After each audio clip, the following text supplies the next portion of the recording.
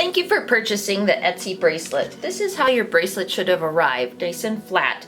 To form it, I use a 2-inch PVC pipe, and I'm just going to use my pressure and my body temperature to mold the aluminum around the pipe and to try to get a little bit of curvature. It's not important that it's absolutely perfect, because you're going to put that on a person's wrist later. So you should have 2 U-glue tabs on top of here. Each side has one that you can flip up. Just gently pull those off so that it stays on the wire, the sticky side.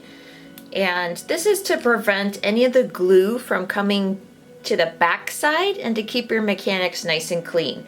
So you're going to peel that off, and then we're going to use some cold glue. This is the Oasis Floral Adhesive. It actually has an acetone in it that keeps it liquid. So if you're sensitive, please use gloves. I usually use seated yuke or something that has a lot of texture that I can glue into. Today we're going to just use some heather. You can either dip this and put it on some plastic, or you can use just the glue itself. And I'm just going to make a base that's real light, airy, and more garden-like.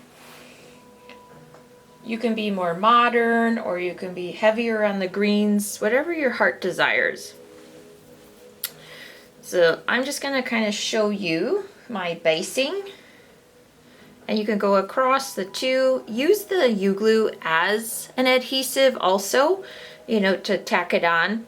It takes about a few minutes just to make sure it's nice and tacky. Make sure also that you do not put this in the fridge until it is fully dried.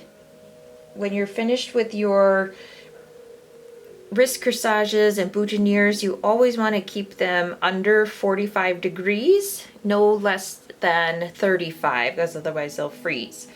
So this is something just really light, airy, gardeny that I would do for a prom or a wedding, a beautiful wedding.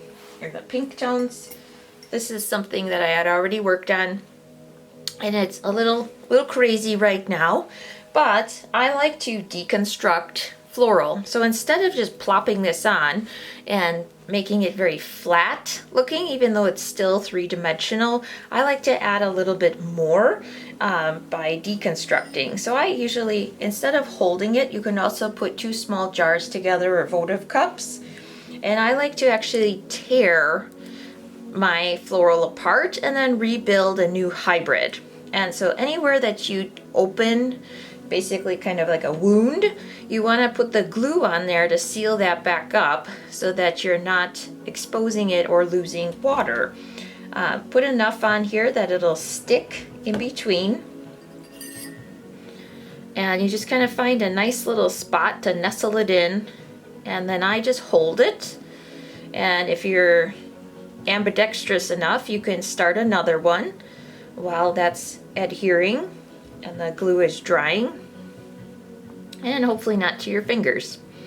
So I'm going to place this one in the back. You always put your heavier, bigger pieces on the bottom or towards the bottom, and put your lighter, smaller pieces towards the top, and that's just good visual balance. So you would keep doing this, holding, until you get a nice, whatever design you're looking for. Here's my finished piece that I did.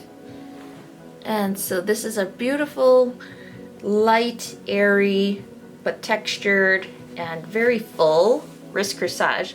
When you instruct people on how to use these, you put them on sideways, twist the arm, and then press down on the pieces that are open instead of trying to get your hands in there, and then mold it to their arms and wrists. I have a very small wrist for my body size, so actually they're almost touching at the bottom, but this is very comfortable, very lightweight.